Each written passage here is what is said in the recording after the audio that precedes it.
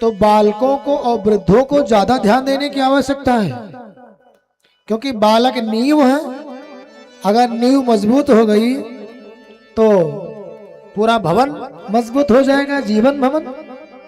और अगर वृद्धावस्था सुधर गई, क्योंकि अंत भला तो सब भला, अंत भला तो सब भला, तो बुढ़ापे में अगर ध्यान से सुन ले, ध्यान दे दें अपने कल्याण पर, तो जो पिछला बीत गया वो सारा भगवान समाप्त कर देते हैं, जैसे देवराज का समाप्त किया, जो कथा हम सुनाने जा रहे हैं।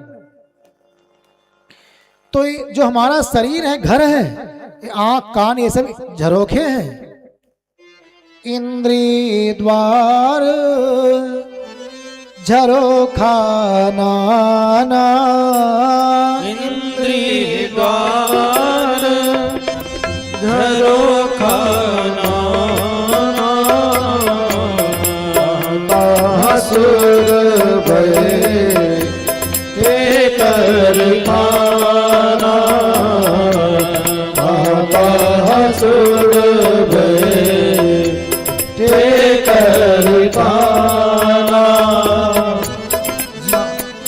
इंद्रिय द्वार झरोखा नाना, ये झरोखा है हमारे आँख कान, इसके अंदर देवता बैठे हैं। आवत देखें विषय बयारी, ते हठ दे कपाट उघारी।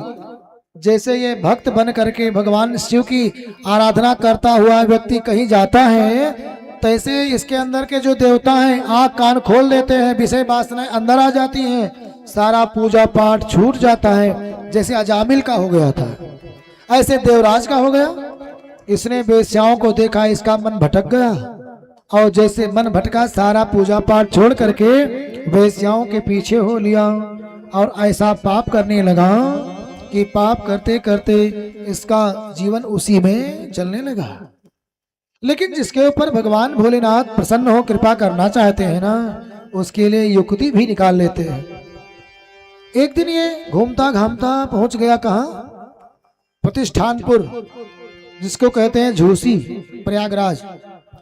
वहां पहुंचा तो एक मंदिर में गया, बड़ी जोर की ठंड लगी हुई थी, बरसात हो रही थी, और उसी में इसने मंदिर में शरण ले लिया। मंदिर में शरण ले लिया, मंदिर में जा करके छिप करके बैठ गया। संजोग इतना सुंदर था कि उसमें शिव पुराण की कथा चल रही थी। शिव पुराण की कथा सुनते सुनते सुनते सुनते श्री ब्राह्मण देवता ज्वर में पड़े पड़े पड़े पड़े, और अंत में उसका वहीं पर जीवन अंत हो गया, मर गया। शिव पुराण सुनते सुनते, अर्थात जीवन भर पाप किया था, अंतिम समय में गलती से मंदिर में पहुंच गया और चल रहा था शिव पुराण, और सुनते सुनते, अब कान भगवान ने दिया है तो सुनना तो है ही। संसार में सुनना सबसे आसान है। जब नवधा भक्ति की बात आएगी बताएंगे। प्रथम भक्ति जो है ये सुनना ही है। श्रवणम कीर्तनम विष्णु स्मरणम पाद सेवनम। तो भगवान की पहली भक्ति है सुनना, और सबसे आसान काम है सुनना।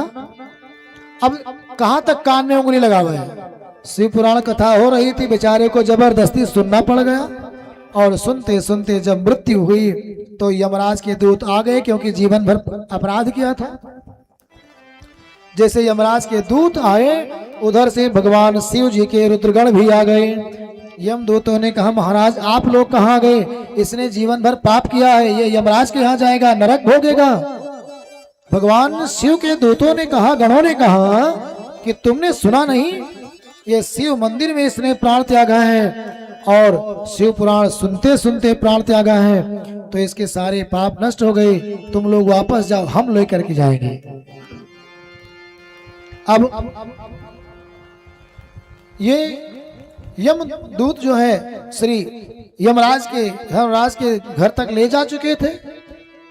उधर जब बात बढ़ी तो भगवान भोलेनाथ भी आ गए। ये श्री यमराज जी वहां पर आ गए। क्या बात है, आखिर क्यों लड़ाई हो रही है? देखा यम के दूत वहां पर, और शिवगणों से वार्ता हो रही थी। जैसे यम दूतों से लड़ते हुए श्री धर्मराज जी ने, जिनको यमराज भी धर्मराज भी दोनों भी कहते हैं, पुण्यात्माओं के लिए धर्मराज है और पापात्माओं के लिए यमराज हैं।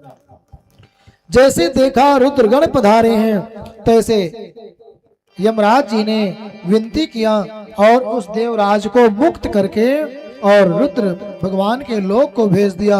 वह जो देवराज था श्री शिव लोक की प्राप्ति कर गया। बोलो श्री शिव महापुराण की हो। तो श्री शिव जी के पुराण को सुनने से इस देवराज नामक व्यक्ति की मुक्ति हो गई। जो जीवन में जिसने पाप किया था, अंत में केवल श्री भगवान के शरण में रहा।